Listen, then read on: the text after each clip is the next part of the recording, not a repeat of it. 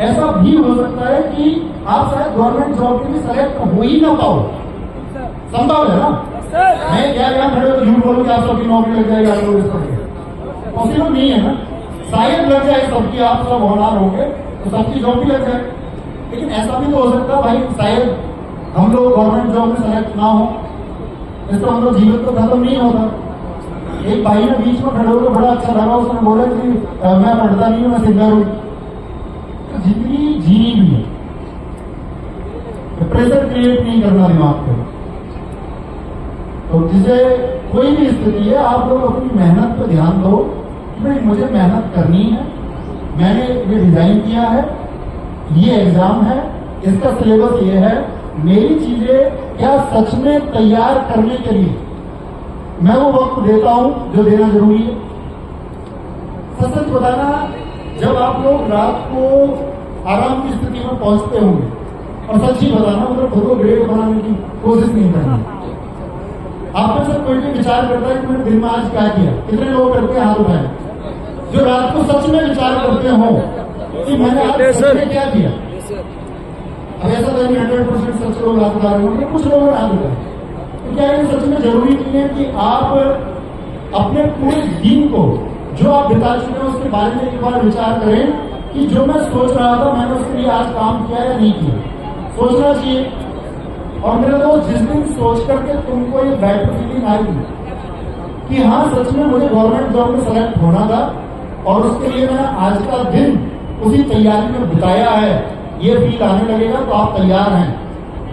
कल आलोक राठी एक साथी का मैसेज आया और मेरी बात हुई उससे पिछली बार दिल्ली पुलिस के रिजल्ट में फेल होने के बाद।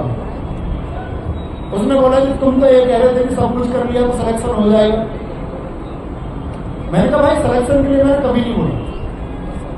आप लोगों ने मेरी क्लासेस देखी होंगी, मैंने कभी ये वादा नहीं किया कि भाई मेरी जीएस पढ़ लोगे तो इतना स्कोर कर दोगे।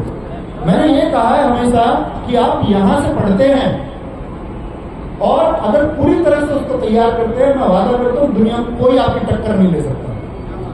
मैं ये नहीं कहता कि आप पूरा स्कोर कर दोगे, अपने स्टूडेंट्स पे भरोसा और लोगों ने करके दिखाया भी। कल आलोक राठी से मेरी बात हुई, एसएससी जीडी में 160 में से 160 स्कोर। और कल मुझसे कह रहा था भैया आप कह रहे थे कि कर सकते हैं, तो मैं बस एक कमरे में बंद था।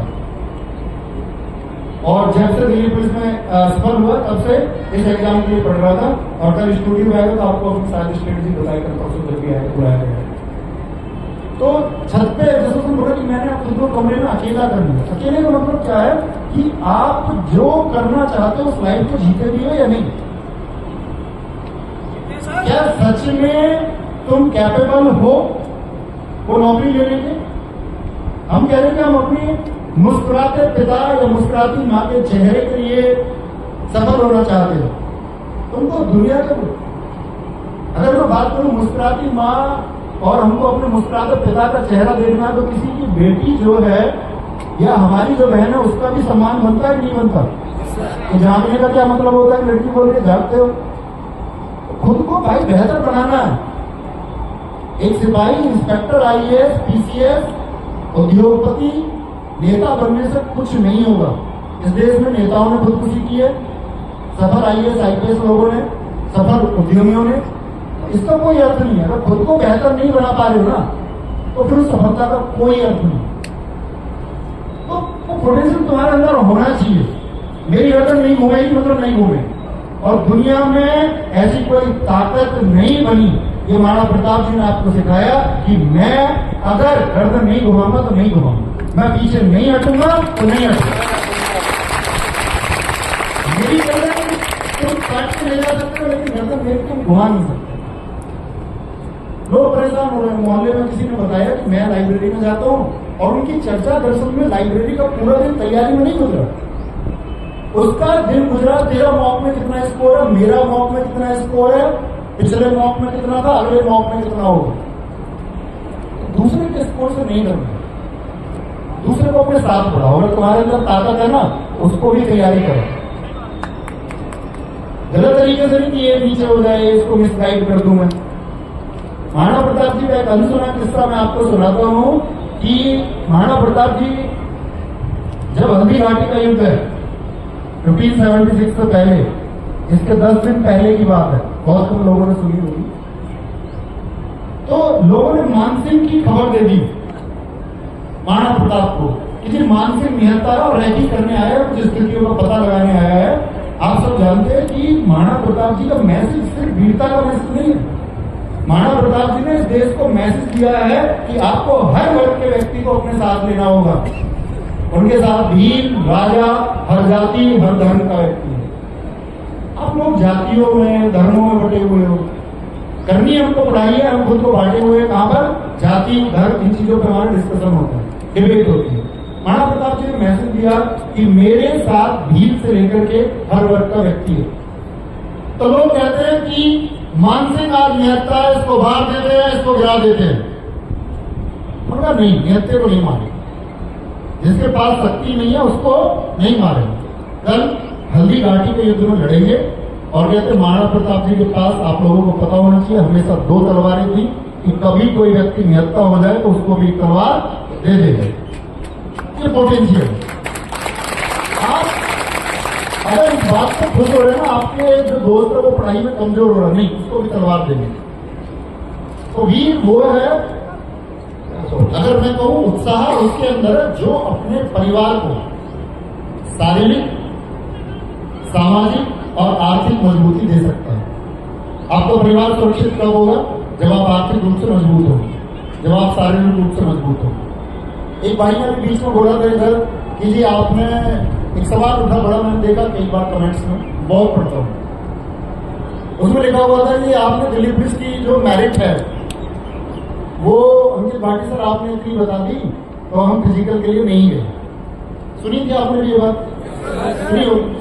अच्छा ये पूछो तुम, ऐसा भी माइंडसेट क्या हो सकता है अगर वो सारे बच्चे जो कहने से नहीं गए फिजिकल देने, अगर वो सच में चले जाते सब फिजिकल देने, जो ये कह रहे हैं कि मेरा स्कोर इतना था, 75 था, 78 था, मैं तो 72 था, 70 था, आपकी वजह से नहीं गया, अगर वो सारे चले जाते, दौड़ लगा देते सारे, तो क्या मेरिट ऊपर नहीं जाती? तब भी रहते ना। तो आप दूसरे साइड क्यों नहीं सोचते? आपको चीजों की सच्चाई समझनी होगी। फालतू के, मैं हमेशा कहता हूं, फालतू के मोटिवेशन में वो चाहे मैं बोलूं, कोई भी बोले, उसको कोई अर्थ नहीं, क्योंकि वो क्षणिक हो सकता है, मोमेंटरी हो सकता है। और कहते हैं कि जो स्थितियों या विषम परिस्थितियों में दिखते नहीं, यानी डटे रहते, कहते विषम परिस्थिति और विषम समय में भी जिसने ना घुटने टेके उसके सामने विषम परिस्थिति और समय घुटने टेके।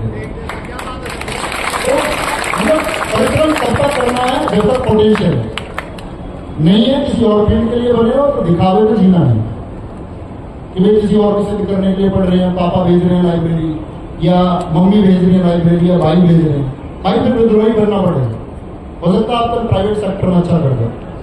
ये बिल्कुल जरूरी नहीं है कि हम गवर्नमेंट जॉब के लिए प्रिपरेशन कराते हैं तो आपका भविष्य सिर्फ सरकारी नौकरी है, ऐसा बिल्कुल जरूरी नहीं। अगर खुद का सपना है, हाँ अंदर से आया, मुझे क्यों वर्दी पहननी है, मुझे क्यों सरकारी नौकरी की जरूरत है, अगर खुद की इनर फीलिंग है तो फिर दम लगा के करें, तो उसमें एक्सक्यूज नहीं होने चाहिए। और याद रखिए ना, जो आपका समय है वो बर्बाद नहीं होना चाहिए। आपको भी पता है समय आपका कहां बर्बाद होता है और कहां बचता है। अगर इसके लिए कोई आपको बता रहा है कि समय आपका कहां बचेगा, तो फिर इसको क्लियर। तो मैं ये कहना चाहता हूं आपसे कि आप वास्तविकता के साथ जिए, जो ख्याली दुनिया उससे बाहर आ जाओ, क्योंकि हकीकत शायद आपको आज न पता हो, आप किसी के आश्रित हों, भाई आपको पढ़ाते हो, पिताजी पढ़ाते हो, मामा पढ़ाते हो, किसी के द्वारा पढ़ाए जा रहे हो, कल हकीकत दुनिया की शायद आपके सामने आ जाएगी। और अगर नहीं फेस करना चाहते उस मूवमेंट को, क्योंकि आप सब जानते हैं कि समय गया तो है, वापस तो आना है, या तो अभी जियो या फिर हाथ बोलते ना मलते रह जाओ, या तो हाथ मलने हैं या फिर खुद को कामयाब बना लेना। इसका जो भी चुनाव है या जो तय करोगे वो तुम करो।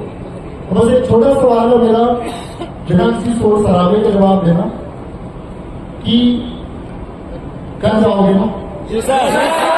और एक यस बहुत जबरदस्त आनी चाहिए, करके दिखाओगे ना?